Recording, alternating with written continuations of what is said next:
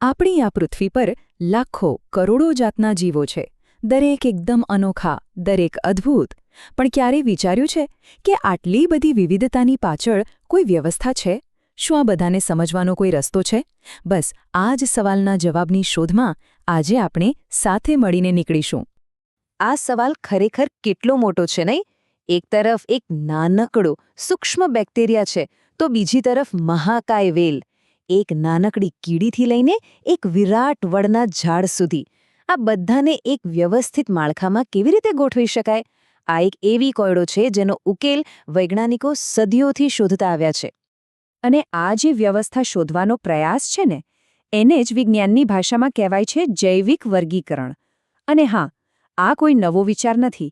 હકીકતમાં જ્યારથી માણસે પોતાની આસપાસની દુનિયાને સમજવાનું શરૂ કર્યું છે, ત્યારથી જ તે જીવોને અલગ અલગ જૂથોમાં વહેંચવાનો પ્રયત્ન કરતો આવ્યો છે. તો આ સફરની શરૂઆત થઈ ક્યાંથી? ચાલો થોડા સમયમાં પાછા જઈએ અને જોઈએ કે જીવનને વ્યવસ્થિત કરવાનો પહેલો વૈજ્ઞાનિક પ્રયાસ કોણે અને કેવી રીતે કર્યો હતો. એરિસ્ટોટલનો અભિગમ એકદમ સીધો અને સરળ હતો. એમણે જે દેખાયું એના પરથી વર્ગીકરણ કર્યું. વનસ્પતિઓને એમના કદ પ્રમાણે 3 ભાગમાં વહેંચી દીધી: વૃક્ષ, ક્ષુપ અને છોડ. અને પ્રાણીઓ માટે એમણે એક જ માપદંડ રાખ્યો: લાલ રંગનું લોહી છે કે નહીં. એકદમ સરળ.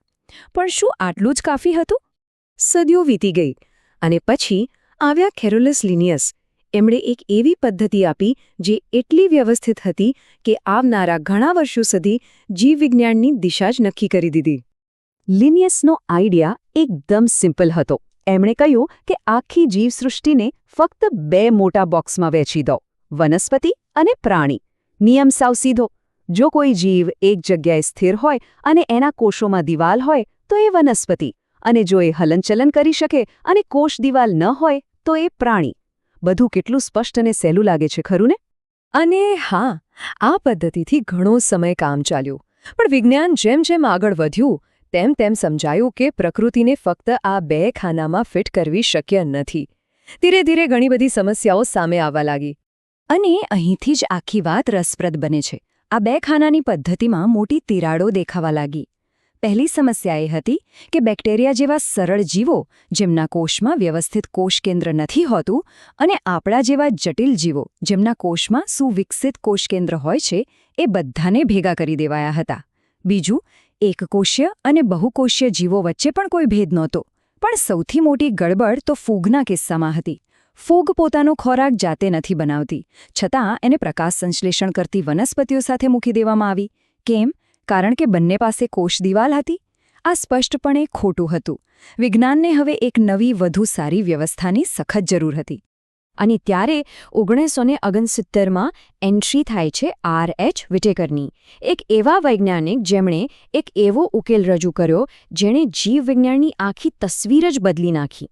તો જુઓ આખી સફર કેવી રહી.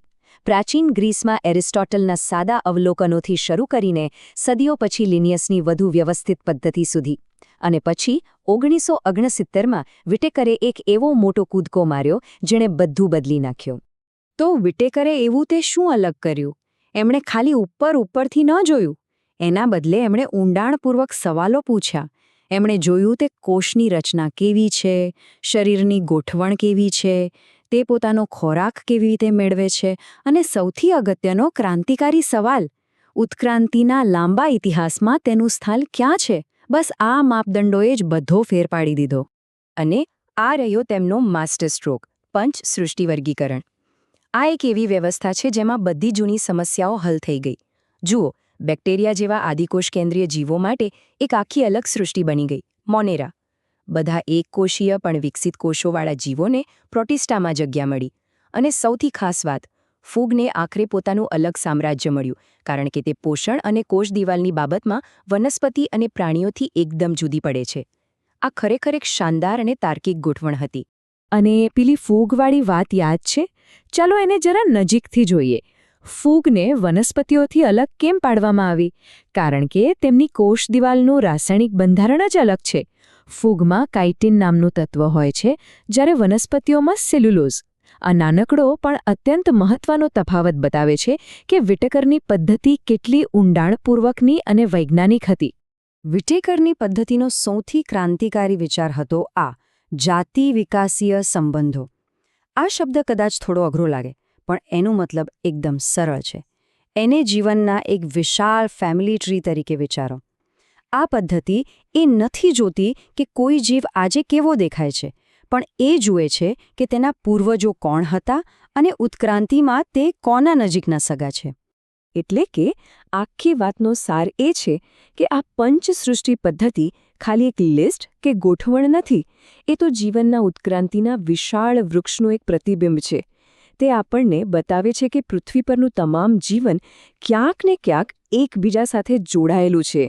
વિટેકરની પદ્ધતિએ આપણી સમજમાં ક્રાંતિ આણી, પણ વિજ્ઞાનની સફર ક્યારેય અટકતી નથી. આજે આપણી પાસે ડીએનએ ટેકનોલોજી છે, જે આપણને જીવનના આ ફેમિલી ટ્રીને એટલી બારીકાઈથી જોવા દે છે, જેની પહેલાં કલ્પના પણ નહોતી કરી શકાતી. તો આનાથી એક રોમાંચક સવાલ ઊભો થાય છે. શું ભવિષ્યમાં કોઈ છઠ્ઠી સૃષ્ટિ પણ શોધાશે? કે પછી જીવનને સમજવાની કોઈ સાવ નવી જ રીત મળશે? જવાબ ભલે જે પણ હોય, એક વાત તો પાક્કી છે: વ્યવસ્થાની આ શોધ હંમેશા ચાલુ જ રહેશે. વિચારવા જેવો મુદ્દો છે નહીં?